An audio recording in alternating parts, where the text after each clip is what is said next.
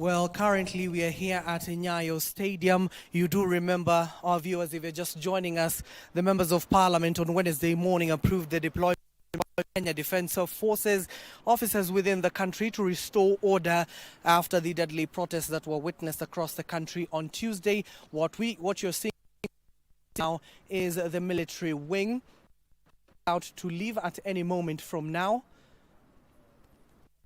ensure that the country is safer. Now, this follows when the House voted to approve the motion by the National Assembly Majority Leader, who is Kimani Ichung'wah, hours after Defence Cabinet Secretary Aden Duale gazetted the KDF deployment. The soldiers will support a Kenya Police Service to restore normalcy across the country following the anti-finance bill protests that turned tragic on Tuesday.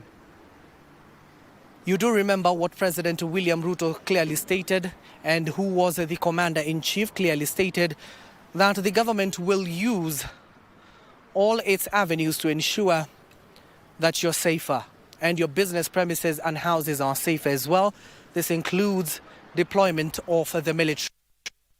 Now, already the military officers, as you can see on your screen, have already been deployed from their various barracks. They're here at the Nyayo Stadium. And any moment from now, Nyayo Stadium as parts of Nairobi to ensure security. The Gazette notice that was given by the Cabinet Secretary Aden Duale will ensure the KDF will offer ample security and support to the police service. And we are to ascertain if the KDF have also been deployed in other parts of the country, but here in the capital, as you can see on your screens, we can confirm to you here in Nairobi, the KDF have been deployed, and any moment from now they're expected to leave the barracks. We saw the military presence later in the evening on Tuesday at the mausoleum, Parliament, which they did restore order. And following the Gazette notice, they are here. Now, of course, the Gazette notice, as well as the orders the Commander-in-Chief and the Defence Cabinet Secretary are relying on, is Article 241(3)(b) of the Kenyan Constitution, deployment of the Kenya Defence Forces in support of the national service. According to Duale, the deployment was in response to the security caused by the violent protests in various parts of the country, and they will offer support. Now, the article clearly further stipulates about deployment of the Kenya Defence Forces in Kenya. Under the Article 241 of the Constitution, there are only two scenarios that KDF can be deployed within our borders: to support the police in situations of emergency, and secondly, deployment to restore peace in any part within the country.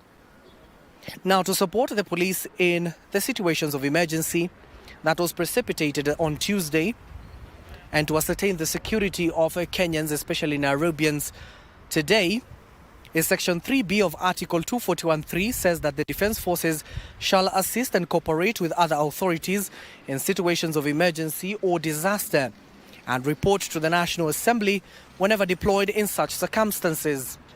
And following the sitting that was done on Wednesday morning, it has allowed them to be out today. Now, further, according to Section 34 of the KDF Act, it is explicit on the regulations of support of the police. Now, the Section 34(1) provides that in the event the Kenya forces are being deployed in support of the National Police Service, such deployment shall comply with constitutional standards relating to human rights and fundamental freedoms. Section 34(2) says further that the deployment of the Defence Forces is in support of the National Police Service happens, the Cabinet Secretary shall within 24 hours issue a notice in a Gazette notice of the commencement of such a deployment, which has been the case. Where the deployment under this scenario has been discounted, the Cabinet Secretary shall within 24 hours issue the notice of discontinuation of the deployment. However, that has not happened, but we are duly informed that there is a case at the Milimani Law Court challenging the deployment of KDF. We're waiting to see what the courts will say about the deployment.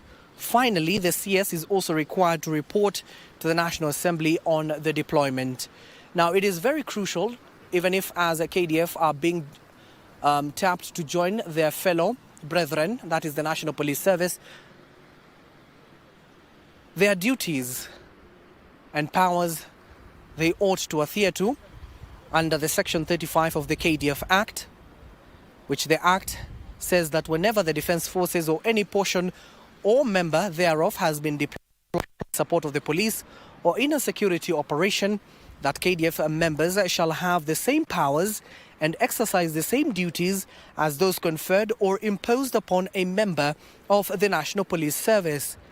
The powers and duties referred to may only be exercised or performed for a successful execution of that of the deployment, maintenance of law and order, or preservation of the internal security of the state. However, there is a caveat to that particular section, that such powers and duties referred to shall not include powers and duties to investigate crimes, which is the sole responsibility of the local enforcements that are able to operate within our borders. The law provides that in such an operation or support of the police, a member of the Kenya Defence Forces who arrests or detain any person or seizes any article or object shall, as soon as possible, hand that person to the police. That goes hand in hand, given that the police have the mandate to investigate any crimes that have been committed within our borders. And according to the law, the KDF are expected, when they seize anybody they believe to be either rogue or involved in any criminal activities, they're expected to hand them over to the police.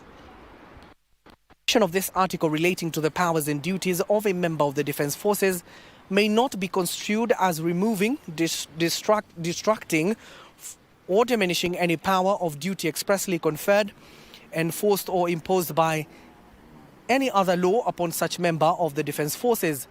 Now, members of the Defence Forces deployed in terms of restoring peace shall receive appropriate training before such deployment and shall be equipped accordingly, which you can now see on your screens. If you're just joining us, dear viewers, we are here at the Nyayo